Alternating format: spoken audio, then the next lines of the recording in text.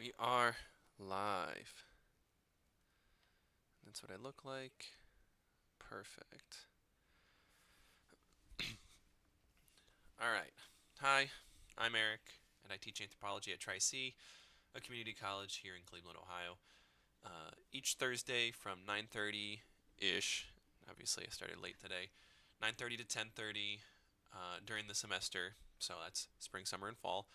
I get it on YouTube and I live stream some thoughts I have about how classes are going and try to answer questions sent in to me by students. Remember that sending in questions, if you are a student, is one of the ways in which you can get participation points in the class, so don't forget to send me some questions. This week, I've had to adjust the stream since I tested positive for COVID earlier this week, so I'm recording from my home office. I probably am a little disheveled and did my best to organize this live stream as best as I could because I still had some things I wanted to talk about. In this video, I'm going to talk about some tips and techniques I use as a professor when I'm reading and researching.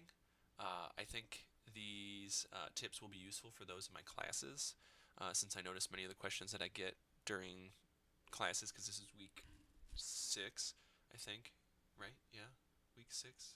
Yeah, week 6 for the full term, week 4 for the 14-week session classes that I'm teaching.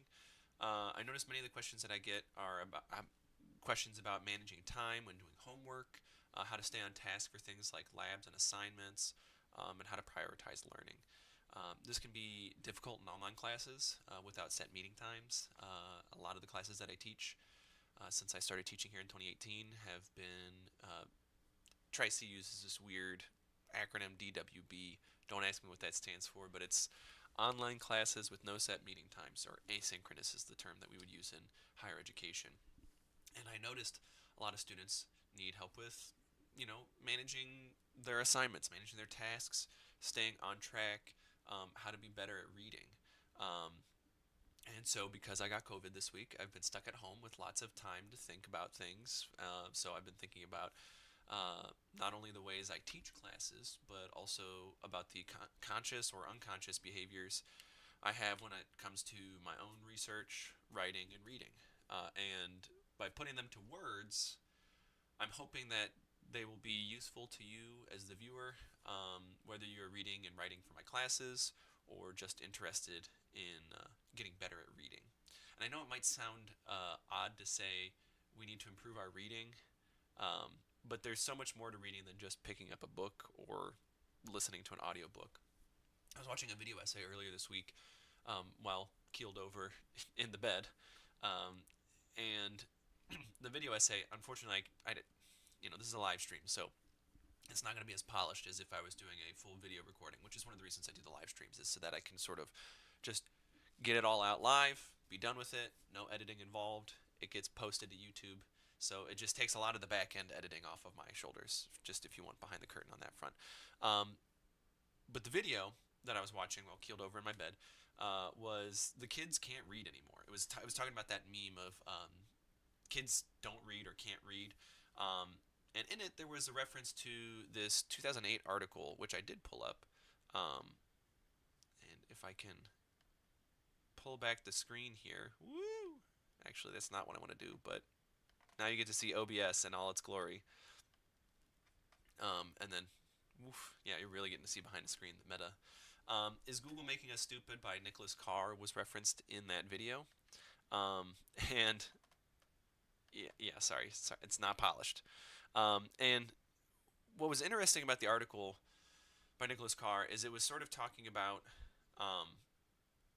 or at least the crux of information revolved around how we have an ocean of information, but we stick to the shallows. Sort of using the analogy of we have an ocean that is a mile wide and is an inch deep, which really applies to the way that we use information in the 21st century.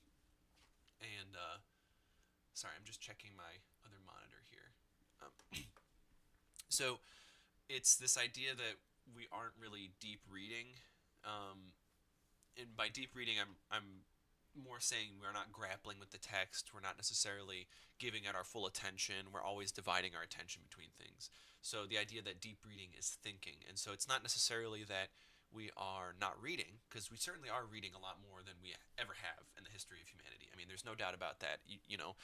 If you're reading YouTube comments, you are technically speaking reading, but you're not necessarily deep reading, right? And so I think the critiques that we're seeing with that sort of meme, and maybe I'm biased because the kind of content that I see is catered to me as an educator, so I'm going to be getting the long form video essays on YouTube that are like 20 plus minutes long about why can't the kids read anymore? And really, I think it, like I said, it boils down to we're not necessarily deep reading, and I think some of that has to come back to we're losing some of the fundamentals that come with generations that weren't raised with technology. And one of the critiques that I saw in that video essay, and many other video essays on the topic of the kids can't read anymore, it's we're we're dealing with a new generation of students that might not have been taught. Like when I was in school, I don't know. Maybe in the comments you can tell me. I had to go to a typing class where we literally sat down at computers and they showed us how to type with all five fingers. And we had to do typing assignments, and there were little games that we would play where we'd have to type words at fast speeds. But then we also had classes in like Microsoft Office Suite, so we would have to learn the basic functions of Excel. And so I mean, this gets into a whole different concept that I'll pin the tangent here, but the idea of Google providing free software for K through 12 classrooms so that we have access to things like Google Sheets, but we don't actually teach how to use Google Sheets or how to use Google Docs in the proper formatting and proper ways. So really, it's not necessarily that we don't know how to deep read; it's that we aren't given the training and support to understand what are the best ways to foster deep reading. So I've outlined 5 things here that I thought we'd talk about. Normally this would be the part of the live stream where I'd be reading student questions, but this week I didn't get any student questions, so this is just my free plug, or not free plug. Man, I'm starting to sound like some drop shipping YouTube influencer. This is the moment where I say if you have questions, post them. Either send them as a message to me through the channels in our classrooms, through the Remind app, or through my email. You can use tricanthropology@gmail.com, and I will try to answer your questions. But this would be that segment of the live stream. But since I don't have any, I am going to focus on my tips and techniques for reading. And like I said, it doesn't just apply to reading. This could apply to a lot of other things that you might have goals related to in your life, or just being a better student in the classroom. Because one of the things that, as an educator, that has been instilled in me as a personal pedagogy, which is my teaching philosophy, pedagogy meaning teaching philosophy, is that the moment I stop learning is the moment I should stop teaching. So I'm always constantly striving to learn and do better because I need to be able to teach better. And if I'm not continuing to learn, then I can't continue to teach.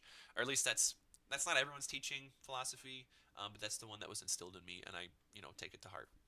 So the first thing I want to talk about, number one, is about e-ink and e-readers.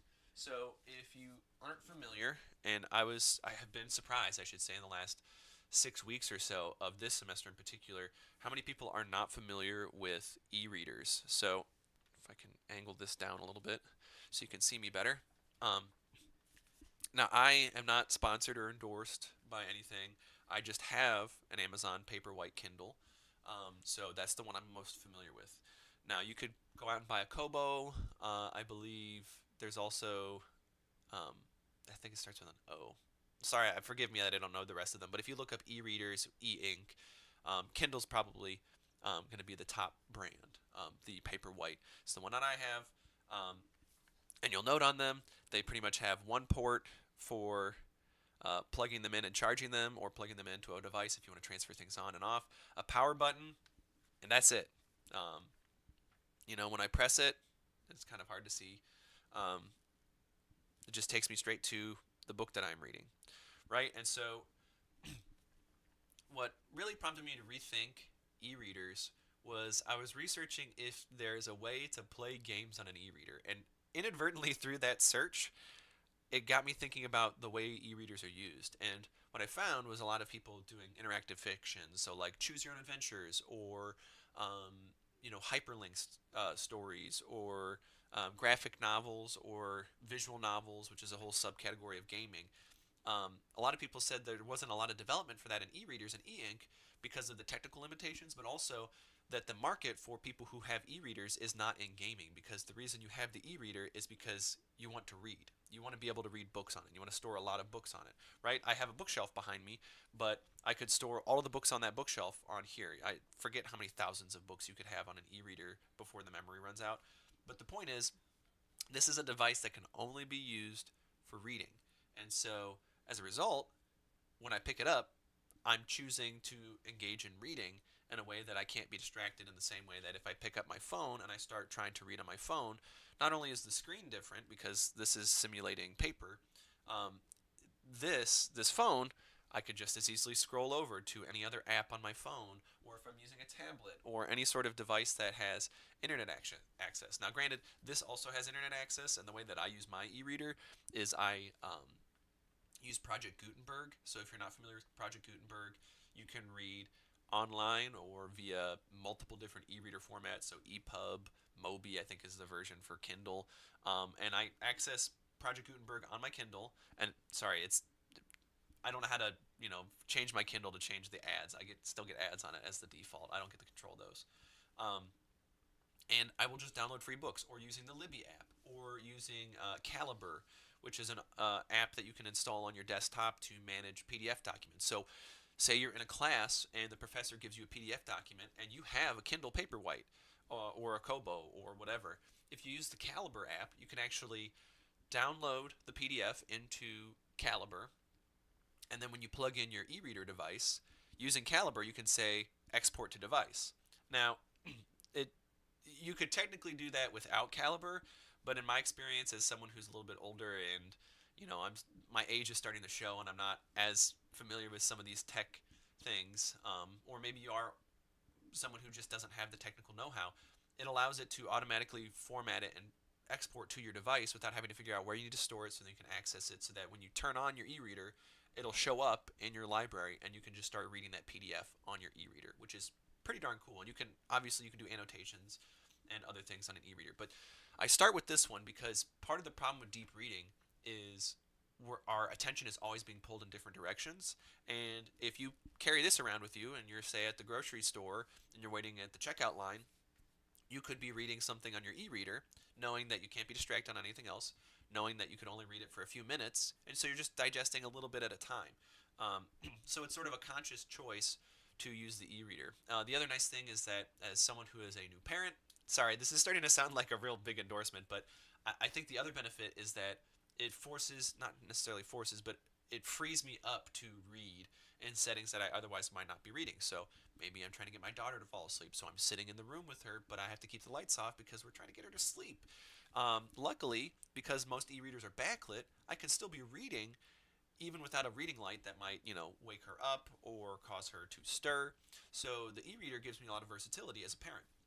So definitely, if you can find an e-reader that's in your price range, this is a game changer for just, the amount of reading that you would be doing.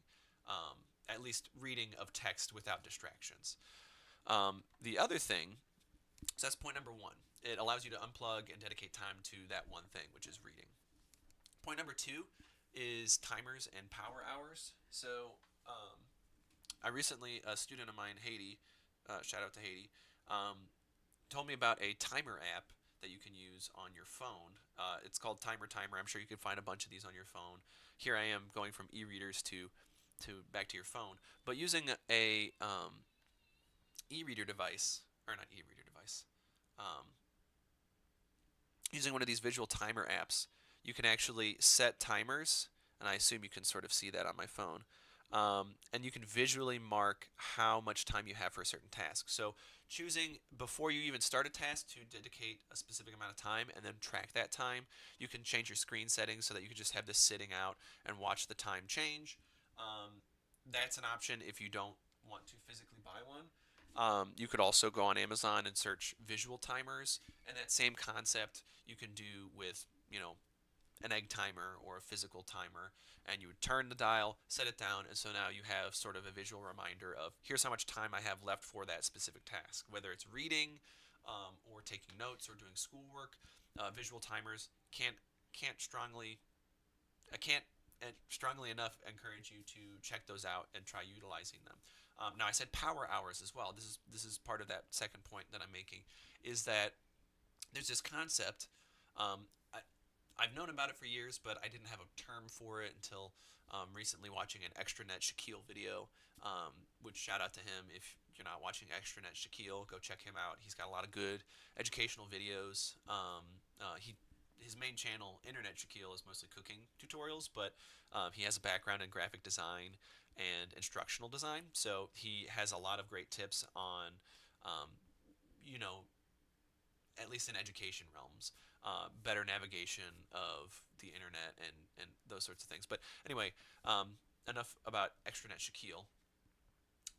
The idea of Parkinson's law, this idea that you fill the time that you're given for a specific task. So if I have an 8-hour day of work, this is sort of one of the reasons why people have done studies on why it doesn't matter how long the work week is, people will always work towards whatever the goal of the hours is. So if you set a 40-hour work week, people will clock in 40 hours worth of work. Whether or not that is meaningful, productive work in those 40 hours is one thing. Or if you know a task only requires 2 hours of your day, and you have nothing else on your docket, then you'll stretch that out to 8 hours. Or if you actually need 16 hours, but you only have 10, then you'll make it fit into 10 hours worth of work. Obviously, the quality changes, but this idea is known as Parkinson's law. So one of the ways to sort of get ahead of Parkinson's laws as students or as learners, or anytime we're trying to do a task, whether it's a hobby or we're in school or at work, is to sort of give yourself your own time constraints and see, and you can modify them as you go. Maybe at a power hour isn't good.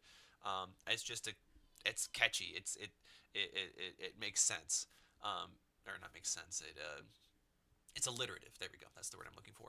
And so, set an hour timer with a goal in mind. Try and just aim for one thing. Don't try to just do everything that you can in 1 hour. Set a goal and try to hit that goal. And so, with the power hour, it might be, okay, I'm going to read as much as I can in 1 hour.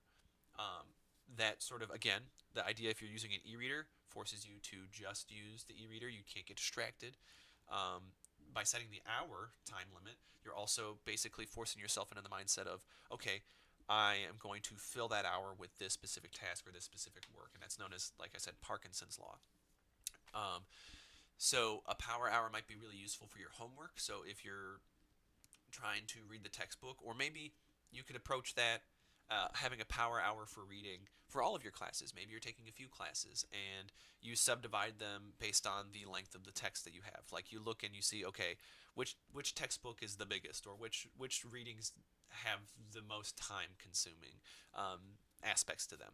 And you might want to set time goals and setting aside time for them. And these are the sort of double-edged sword of the power hour and the visual timer, is that it can then also make you feel overwhelmed because you set goals and then you don't achieve them, so then you can feel like you're failing. So the other important thing to keep in mind, and I heard this many years ago from a colleague of mine who studied in Eastern Africa. I believe it was with the Maasai. I'd have to ask them to double check, but they had a saying that, oh no, my light is dying. Sorry, I'm really going. I can't even think of the word, but just sort of improvising with the lighting setup here. I've got my window behind the camera here, and then I had a high-powered LED flashlight to bounce off light from the ceiling, but it's dying because I didn't charge it. Anyway, the Maasai told this anthropologist doing fieldwork, they said, you Americans, you have too many things that you try to do in a day. Try to do one thing, and that way anything else that you do is bonus. Oftentimes that one thing probably isn't reading, probably isn't schoolwork, but if you try to take that mentality of reducing the amount of things that you put on your plate in the day, it doesn't make it feel overwhelming when you set all these goals that are unrealistic or unachievable. So if you set a power hour and saying, my goal is to read for 1 hour, then you're changing the goalpost from a specific quantity of output, in the sense of, how many words. Like if you were to say I want to read 10,000 words a day, that's a very different goal than trying to say I'm going to read for 1 hour a day, right? Because time is, you know, you're not necessarily saying maybe I spent 1 hour reading 7 pages of a really thick, dense scientific article. It, if you hadn't set that goal, maybe you wouldn't have ever read those 7 pages at all, right? So it's not necessarily about the quantity of pages, it's about the goal itself of just the one task. So that's the other caveat to the visual timers that I would say is that if you're going to set goals, just make them realistic. Try not to overdo it with the goals. Um, Number 3 is read like we watch TV and shows. And by this I mean one of the things that I do is I'm reading multiple books right now. Like I am currently going through David Graeber's The Dawn of Everything. Not a book that I would recommend reading in one sitting or trying to read all at once. It's very dense, even for me. So I bounce between this. I'll read that in little chunks, and then I'll read the American Community College. Um, if you look at where I am at in this one, I'm about a fifth of the way through. But I started both of those over a month ago, and I just read them piecemeal. So I treat them like episodes of a show, right?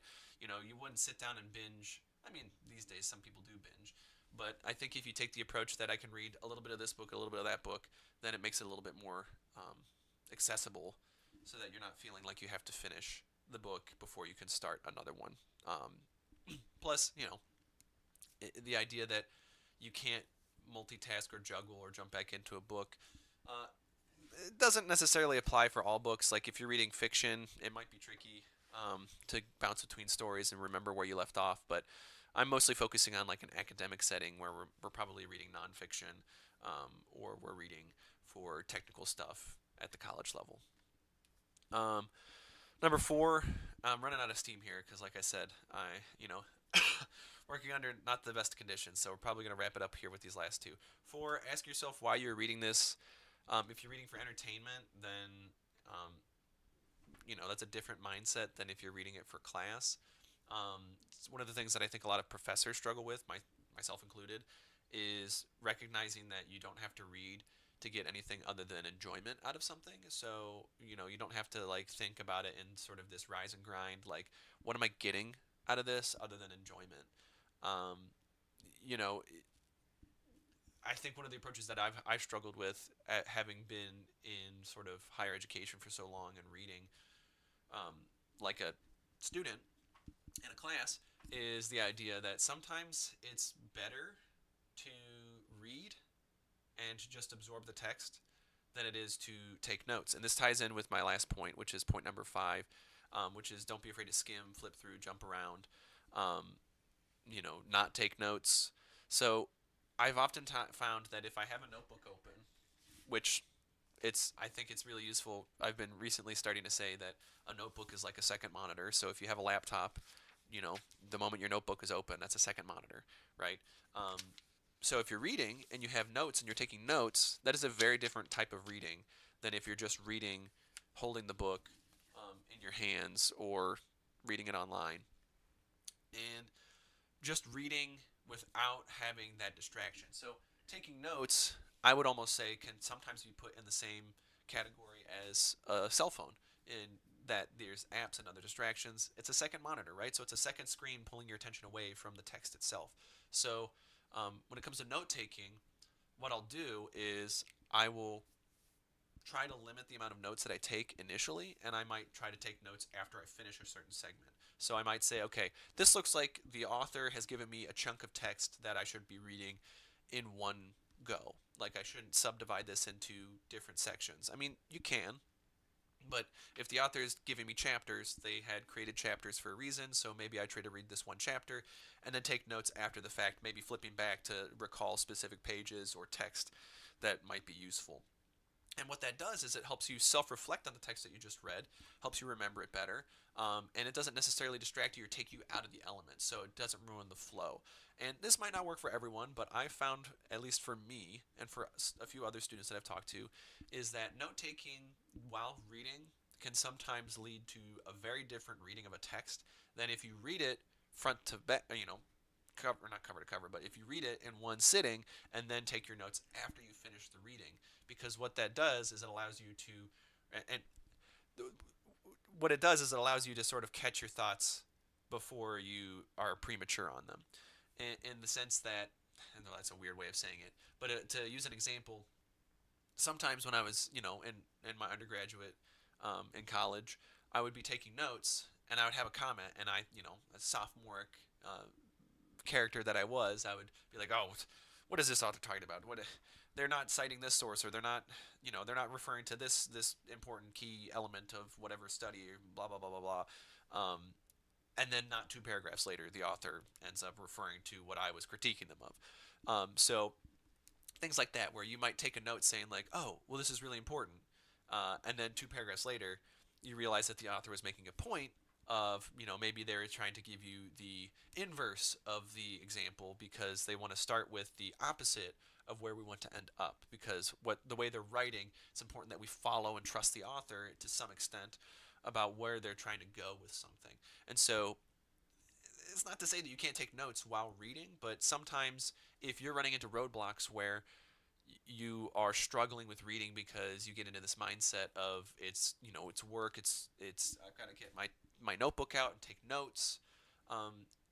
Sometimes it's more beneficial to just read than it is to take notes on it, because you might find that reading it in its entirety will lead you to remember it better than if you read 3 paragraphs, took a couple notes, read 3 more paragraphs, jotted down a note, read 4 more paragraphs, wrote a couple words. So it doesn't disjoint the reading. It allows you to flow better with the author's consciousness. And that's probably why a lot of people prefer audiobooks, because the author in a lot of audiobooks is when reading it or when things are read out loud, it's a little bit different for us to absorb the information, and it flows, right? It's a conversation, just in the same way you wouldn't interrupt a conversation to say, hang on, I got to send this text while you're talking. That creates a very different dynamic in the conversation. So those are my 5 points, my 5 tips and tricks for today. I know it's going to be a little bit shorter, but like I said, I tested positive earlier this week for COVID. I don't feel 100%. So hopefully this live stream provides you with something useful to walk away with. And remember to send in questions to tricanthropology@gmail.com, or to any of the other ways that you can get into contact with me. And just to review, it's deep reading is thinking, so we need to give ourselves the grace to spend time just in one thing, whether that's using an e-reader so that I can only be reading, I can't be doing other things, whether that's setting visual timers, whether that's acknowledging that not everything has to be read in its entirety all at once. We can be juggling multiple things at the same time, or whether that is taking notes or not taking notes. Sometimes the reading is more beneficial than the notes that we would take from the reading. So that's going to do it for today. I'll see you guys next Thursday, and hopefully